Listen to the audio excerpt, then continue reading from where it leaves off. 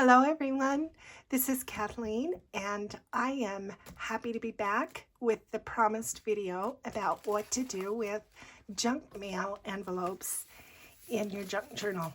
So this is part of the step-by-step Make a Junk Journal series for beginners. So this is the one that I'm going to show you how to do, but I just want to go through these other ones that kind of live in my pocket pouch.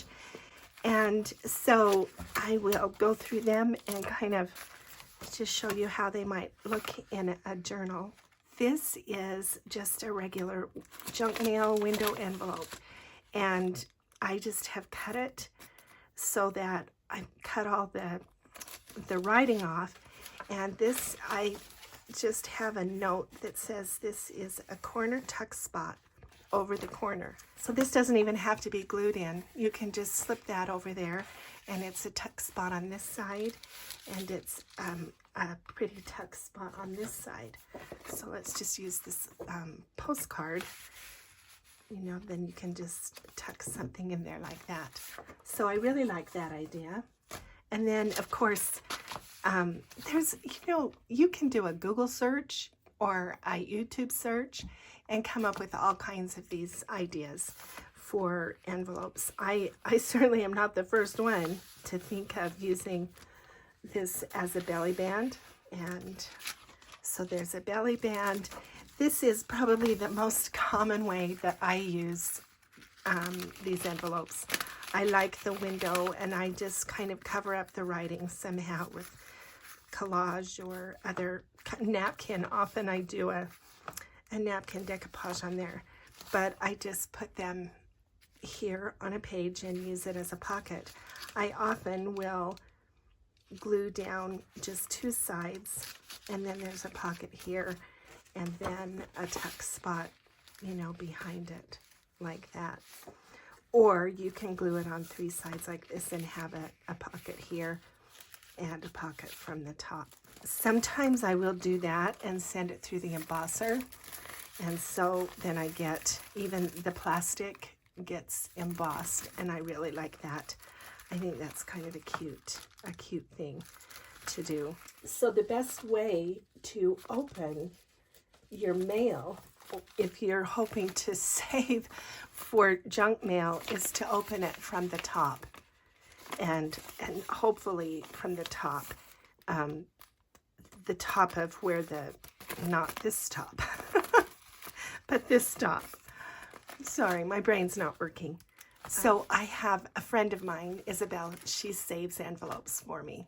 We don't get a lot of junk mail, but she does get a lot of these envelopes, and so she has even trained her husband Gavin, when he opens the mail, to do it so that it's useful to me. So I want to express my appreciation to Isabel and to Gavin for taking the time to save me their envelopes.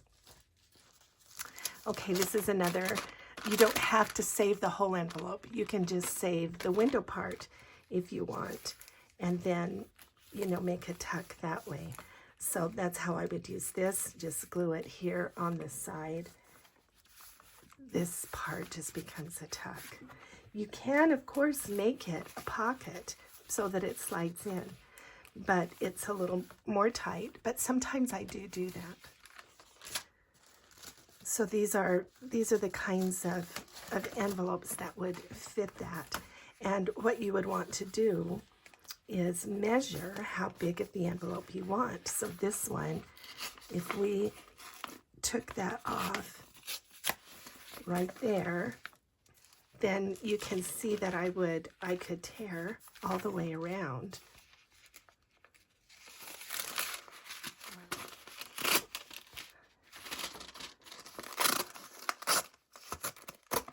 I could slice it all the way.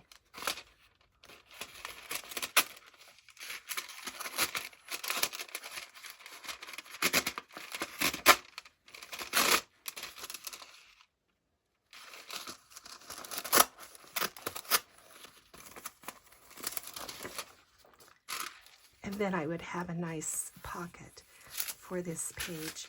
Or if I turned it around this way, then I can either glue it 3 sides and have a top pocket, or I can glue it this way and have a side pocket. But either way, I would, like this one, I would need to cover up the writing with something. Okay, so here are a couple. This is a bound-in pocket. So I just slice that off the top and fold it. And then I sometimes like to bind this into the signature. And then, of course, I have a little pocket on this side. And I can cut this or cut this and have a top pocket or a side pocket. So that's another way I use them. I particularly like it when I can find these that have, you know, these wonderful big window, and then I can bind those in. This one happened to be open on the top, just like Gavin's been instructed. So I have just closed that side with a little bit of lace that's pinched between those cut edges, and then that makes a nice top loading pocket. This next one is a flip up pocket. So it has, I just have cut it off here and made a notch here in the front. And then I've taken some of the scrap and made a little hinge. So that hinge gets glued on like this. And you can, you know, you could, if you wanted, you could have a second piece of paper that extends down on that hinge and have another hidden pocket, and then this one would flip up. I particularly like to do this with vintage envelopes.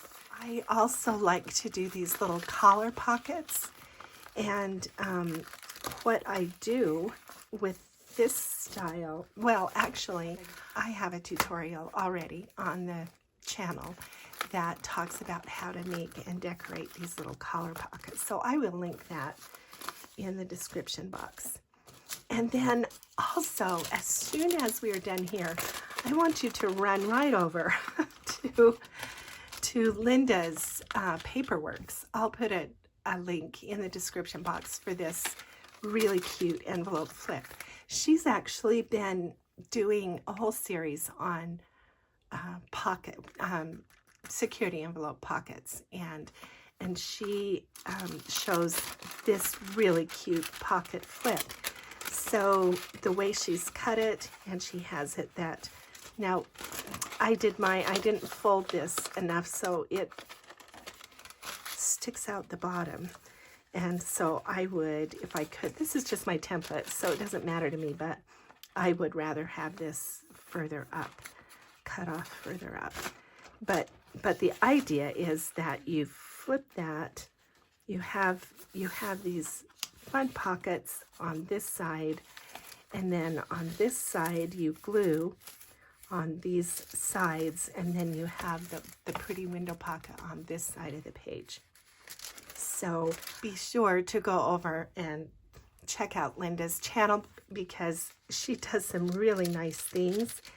And tell her hello and hit the subscribe button, because you'll be happy to get her tips. Okay, so this is the pocket that I want to do with you today.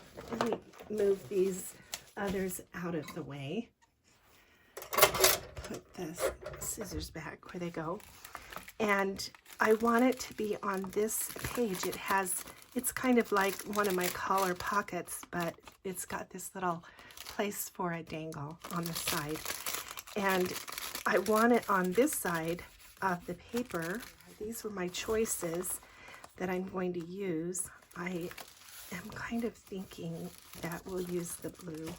Okay, so now I've got that cut, and I want it to slide over like this. I want it to stick out a little bit like this. Let's come down.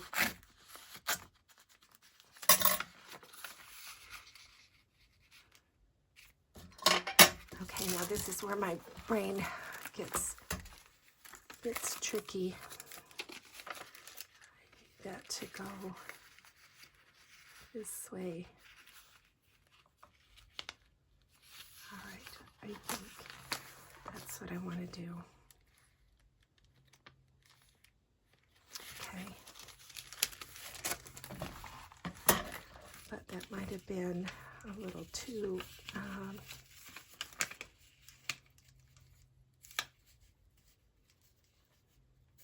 maybe don't want it to stick out quite that far. Okay, so now we need to fold this one to match.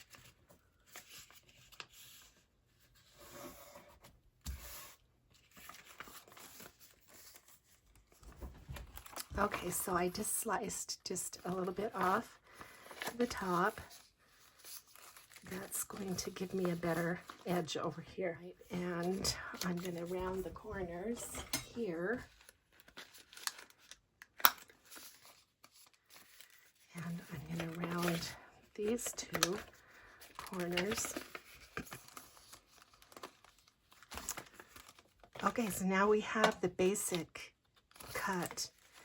But here's the thing, in this particular journal, if this goes on here like that, it's going to stick out way too far. You can see that. That's going to be way too much of a tab. So how am I going to solve that? Well, I'll tell you. I am going to slice this page down a little and make it so that it's a short, so that it will be further in and then it won't stick out so far. So let me do that now. Take my rotary cutting mat and my rotary cutter, and let me just line up. Now there is already a short, maybe you noticed, and so I don't want to take it too close to that other one. I want to leave it layered.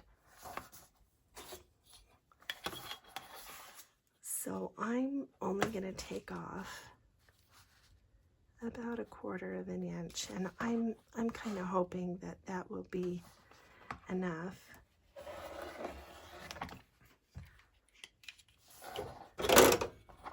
That it will reduce a little how far out that sticks. Let's put that on there and we'll see. Okay, so now it sticks out still, but look, it doesn't stick out quite as much. And I will probably have some other fibers and tabs in my decorating, so I think that looks good now. And there's still a layer there, so it's good. But now I need to repair the edge of this page with some distress. This is coffee dyed, so it doesn't need much, just a little. Okay, so now I need to decorate this somehow. So the first thing I do is let's just put some distress ink, and you know, we can cover it with paper. There's all kinds of things that you can do, and Linda, in her video, she will show you how she covers hers with paper, and I've seen so many others who have done the same thing. I'm going to round that corner. Sorry for the reach.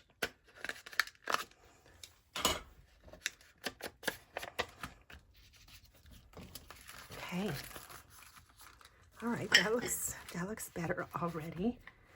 Let's find our page again. There it is. That's the one. Okay, now I'm going to put a clip on there so that I know which one I'm talking about here. Okay. I think that looks good. The point of this video was to try to show you how to construct it. So that's what I'm going to do. But I am needing to do the little the little eyelet. So let me do that. Put that right there. And if you don't have an eyelet setter, if you don't have an eyelet setter, you can, you know, just leave the holes, glue it, and leave it.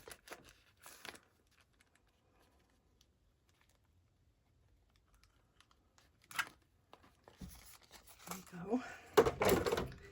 And then, of course, what I want to do is I will take a little bolt pin and then the charm can dangle off the edge there. That's kind of ready to go. And I don't know, maybe I'll emboss it or some other thing, but I just like this idea. So, and there you can see how it peeks out just enough here on the page edge. Okay, so thanks so much for being with me.